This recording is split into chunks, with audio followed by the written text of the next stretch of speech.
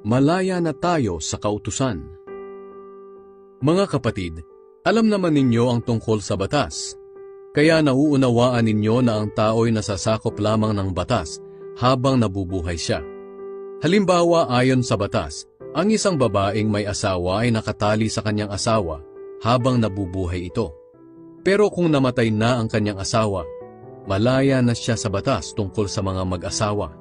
Kaya kung makikisama siya sa ibang lalaki habang buhay pa ang kanyang asawa, nagkakasala siya ng pangangalo niya.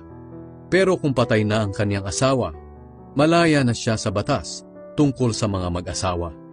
At kung mag-asawa man siyang muli, hindi siya nagkakasala ng pangangalo niya. Ganyan din ang nangyari sa inyo mga kapatid. Malaya na kayo sa kautusan sa pamamagitan ng pagkamatay ni Kristo. Muli siyang nabuhay at kayo'y pinag-isa sa Kanya para maging kapaki-pakinabang sa paglilingkod sa Diyos.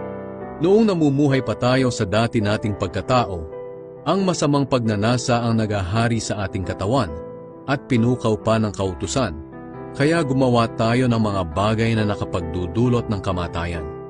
Pero ngayon ay malaya na tayo sa kautusan, dahil namatay na tayo sa kautusang ito na dating umalipin sa atin.